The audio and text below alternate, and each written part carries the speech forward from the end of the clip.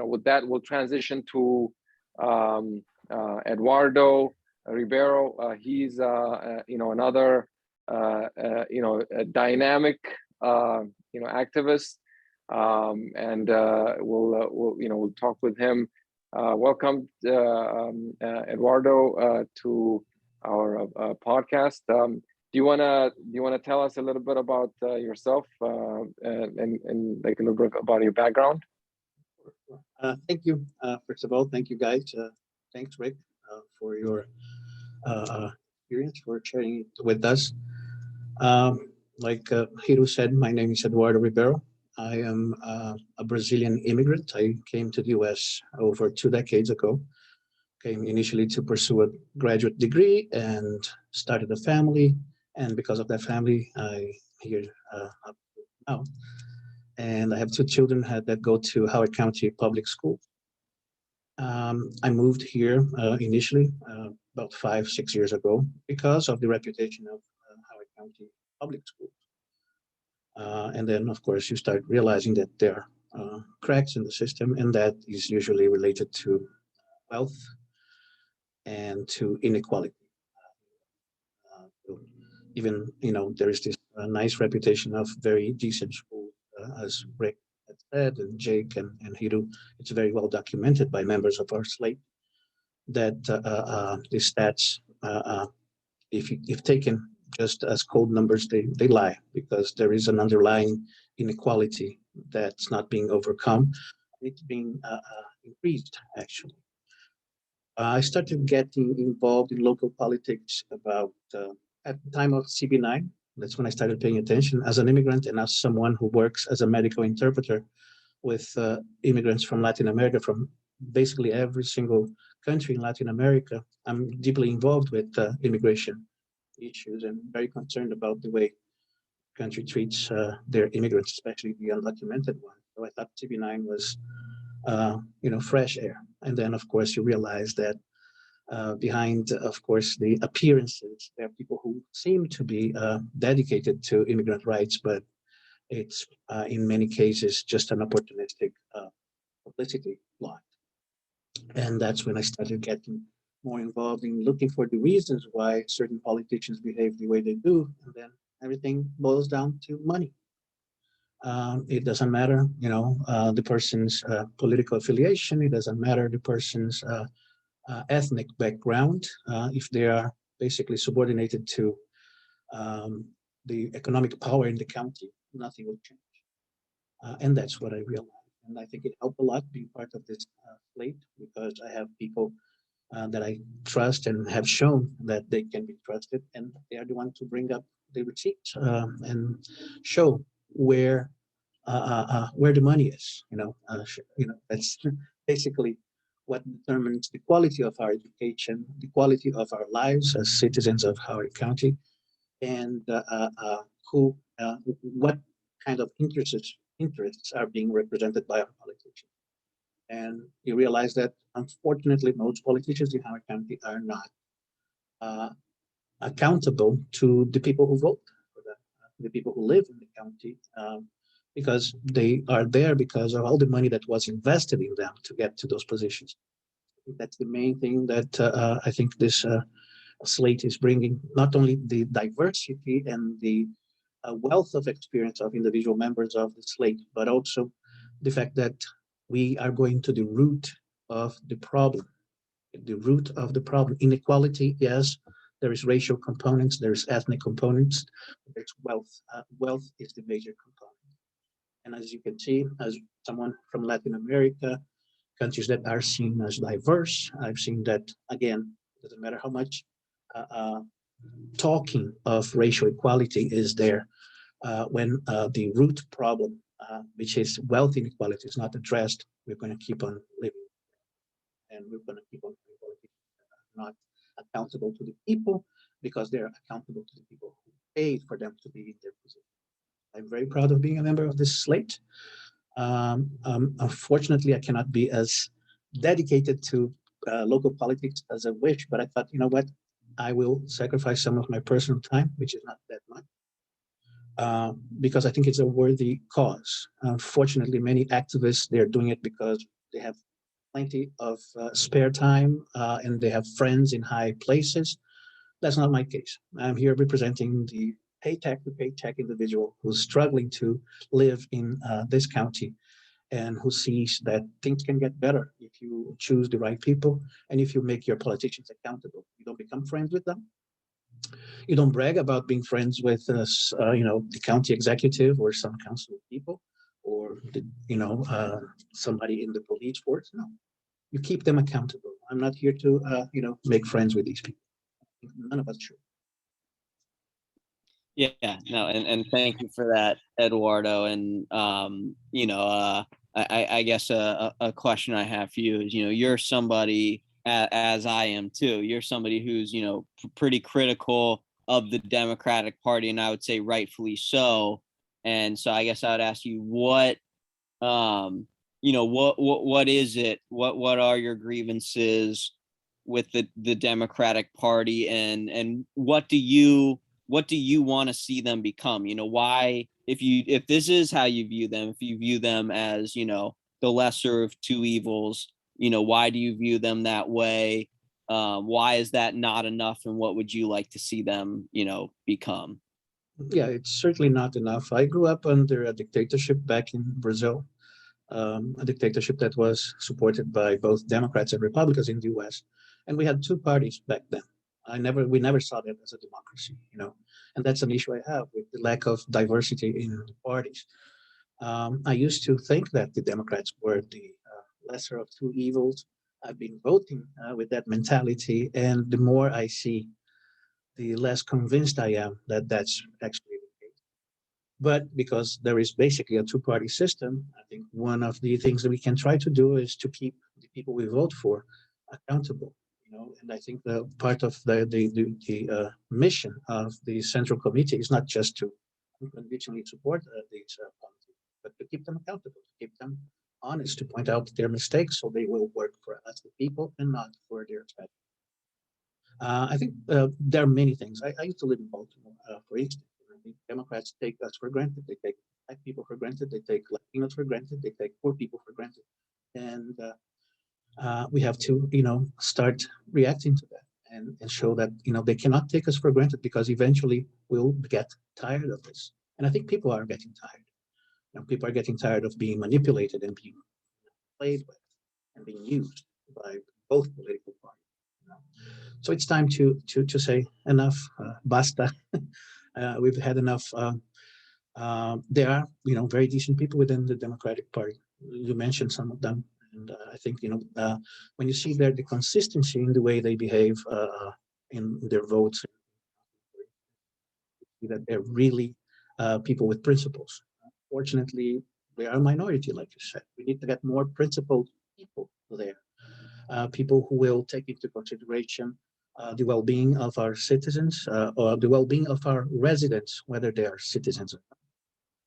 The well-being of our, environmental well-being.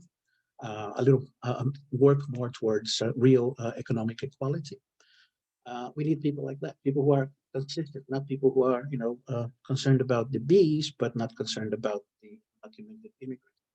People who are okay with having, undocumented immigrants coming across county lines to cut their grass, to work in the fancy restaurants they love, but are not okay to have them as neighbors. They're not okay with having them being respected by the police. And like you said, you guys had mentioned CB9. CB9 was an eye opener, and the behavior of the politicians that were initially involved with CB9 that turned around and threw the immigrant community under the bus, that also was a huge eye. If you are looking into how much justice there is in a place, you look at the way the people who are the ones who are the most underrepresented, underappreciated, disenfranchised people, you should look at the way they are treated, the way most of our politicians, people with the power to make something, the way they've been treating the undocumented immigrant community shows that they are severely lacking principles. Then again, everything ties back to money. These are people without the money. These are people actually without even the electoral power in many cases, because they're not yet. You treat those people, disenfranchised people, that shows I think many of our politicians have shown that. Yeah, Eduardo, I second the view that CB9 to me was, one of the issues that made a very salient, point in my mind where I, like an experience that really showed me, that was an eye opener for me as well. So, to go from that to, calling immigrants, in the ICE detention center criminals was very, jarring. So now you mentioned, activism in Howard County is a function of income, and I agree with that, of course. But with the very limited time you had, I recall, you mentioned that you are also, is it the racial equity task force that you were a member of, Yes. or was it? Yes. Can you talk a little bit about that and your experience there? Of course. I was a member of the Howard County Coalition for Immigration Rights, or Immigrants' Rights, and then I was invited to be a part of the Racial Equity Task Force. One of the main goals back then was to make sure the county would stop their cooperation with ICE, through our Jessup Detention Center. But of course, there were developments at the state level that kind of made the writing on the walls too clear to be ignored, even by people like our county executive. So that contract has been ended. I don't think the goodness of anyone's heart, but it's because, like I said, the writing was on the wall. As somebody with little experience in local politics, I found it fascinating to be a part of the equity. It's a collection of people to, to show some diversity, some appearance of diversity. You have everybody there, colors or religions and everything. But it's one of those cases in which diversity is used to preserve the status quo, not to change it. You know what I mean? It's fascinating that, for instance, in my subgroup, woke racism. Yes, exactly. Woke racism. I think that's a perfect expression. It's fascinating for me, by creating so much diversity. In the end, you kind of freeze. You don't go anywhere because you're not trying to shake the roots of the system. You're just trying to make everybody play nice. And honestly, I do not have the time for that. You are volunteering your time. You're coming back from work tired, and then you sit there and you see that the task force is, overstaffed and overstuffed with public employees. My subgroup in particular had, the entire police force represented there. Of course, when you're talking about task force for equity, for racial equity, the first thing that comes to your mind is, what would the police do, right? That's what you think. Yeah, and everybody playing nice, because basically keeping people accountable is not the forte. Yes, I was a part of it. For me, it was a nice experience to learn more about how things operate. But it gets old very quickly. When you see that it's always the same faces, the same people being called for these things. They never shuffle the cards. It's always the same cards, and they come in the same order. They say the same thing, and they will never question the root causes of the inequality.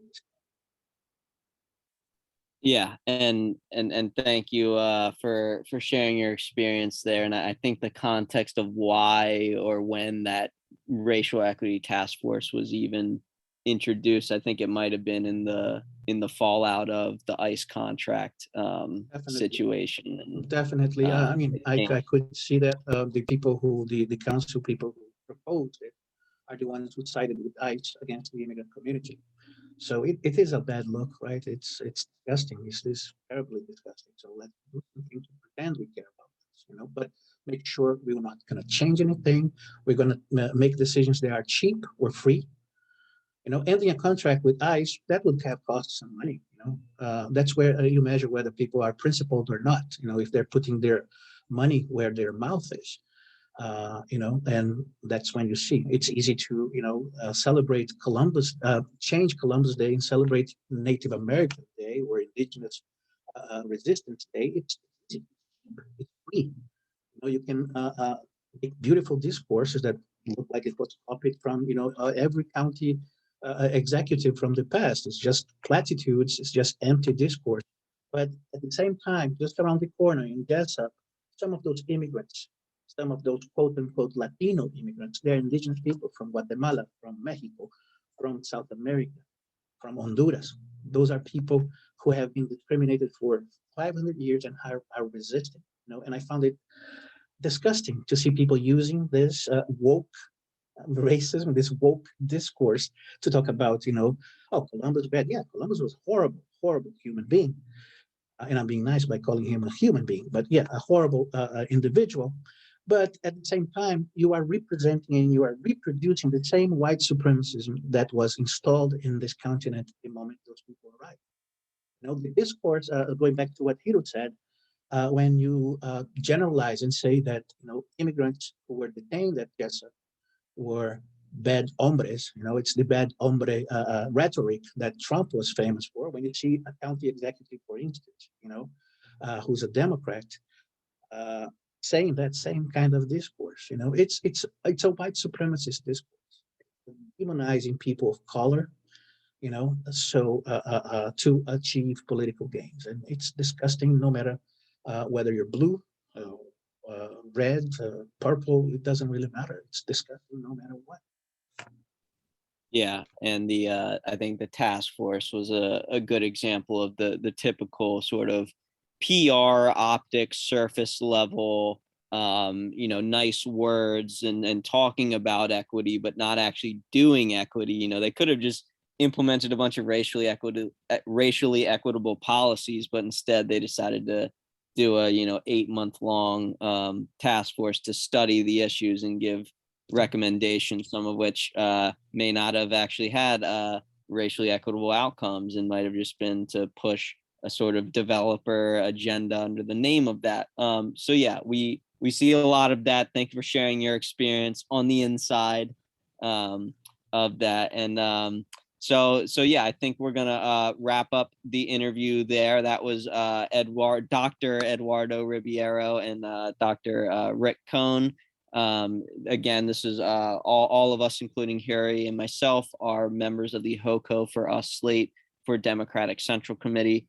You can check them out, HoCo4Us.com. That's the number for HoCo4Us.com. Check out their platform, consider donating. And this is also episode 15 of the Progressive Democrats of Howard County podcast. Consider following us on social media, becoming a dues-paying member, checking us out, joining our email list. You can do all that on our link tree at linktr.ee/HoCo4Progressives. Take care, and we will see you all for episode 16. Bye. Thank you.